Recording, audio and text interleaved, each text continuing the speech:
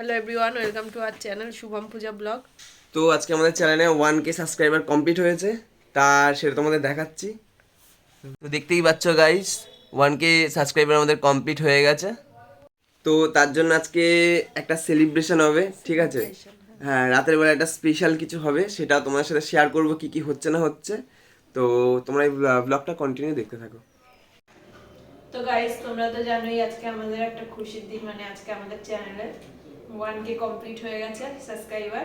তো আজকে বাজার থেকে শুভম চিকেন এনে দিয়েছে, বলছে তাহলে একটু স্পেশাল কিছু করো চিকেনটা দিয়ে। তাই আজকে আমি ভাবছি মালাই চিকেন করব। চলো এবার তোমাদের সাথে রেসিপিটা শেয়ার করা যাক। ফার্স্টে আমি চিকেনটাকে গোলমরিচের গুঁড়ো আর নুন দিয়ে মাখিয়ে 30 মিনিট মতন ঢেকে রেখেছিলাম। এবার ফার্স্টেই কড়াইতে যেটা করতে হবে সেটা হলো কয়েকটা কাজু বাদাম আর পেঁয়াজ আর কাঁচা লঙ্কা দিয়ে ভালো করে তেলের মধ্যে নাড়িয়ে চাড়িয়ে 5 মিনিট মতো ভাজতে হবে। তারপর এগুলোকে ঠান্ডা করে নামিয়ে নিয়ে মিক্সার গ্রাইন্ডারের মধ্যে ভালো করে একটা পেস্ট করে নিতে হবে। এরপর কড়াইতে তেল গরম হলে তার মধ্যে লবঙ্গ, কয়েকটা দারচিনি, কয়েকটা এলাচ দিয়ে আমি ভালো করে নাড়িয়ে নেব। আর তার মধ্যেই দিয়ে দেবো আদা রসুনের পেস্ট 3 চামচ মতন। আর এটাকে ভালোভাবে নাড়িয়ে নিয়ে তারপর দিয়ে দেবো আগের করে রাখা কাজু বাদাম, পেঁয়াজ আর লঙ্কার পেস্টটা। এরপর লো ফ্লেমে এটাকে ভালোভাবে 10 মিনিট মতন নাড়িয়ে নিতে হবে। তারপর এর মধ্যে ম্যারিনেট করে রাখা চিকেনগুলোকে দিয়ে এটাকেও আমি ভালোভাবে নাড়িয়ে নেব। এরপর এর মধ্যে একে একে দিয়ে দেবো 2 চামচ জিরের গুঁড়ো, 2 চামচ ধনে গুঁড়ো, 2 চামচ গোলমরিচের গুঁড়ো, আর এখানে গরম মশলার গুঁড়োটাও দিয়ে দিতে হবে 2 চামচ মতো। মশলাগুলো দেওয়ার পর একটু ভালোভাবে কষিয়ে নিয়ে তারপর এর মধ্যে আবার দিয়ে দেবো আগে থেকে ফাটিয়ে রাখা 1.5 কাপ মতো টক দই। দইটাও এখানে ভালোভাবে মশলার সাথে মিক্সড করে নিতে হবে।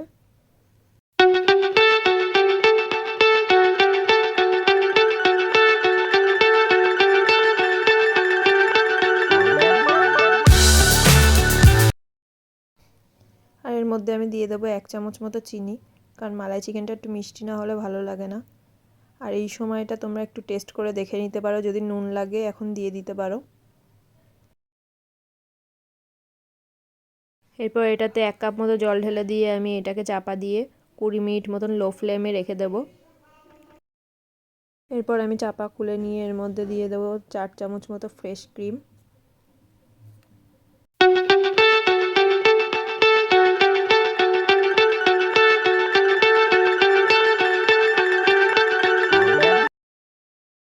একদম শেষের মধ্যে দিয়ে দিতে হবে কাসুরি মেথি, হাতে করে একটু গুঁড়ো করে নিয়ে। এদিকে আমার মালাই চিকেন কমপ্লিট হয়ে গেছে, দেখতেই পাচ্ছ। আর পাশে মা বেবি নান ভাজছে, বেবি নান দিয়ে মালাই চিকেন খাবো আজকে। হয়ে গেছে আমার রান্না, এবার শুভমকে খেতে দিয়ে দিয়েছি। কেমন হয়েছে শুভম, খেয়ে বলো টেস্ট করে। মালাই চিকেন আর বেবি নান কেমন হয়েছে?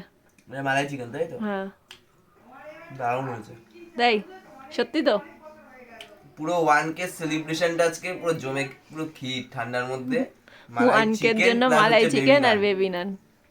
অসাধারণ লাগছে।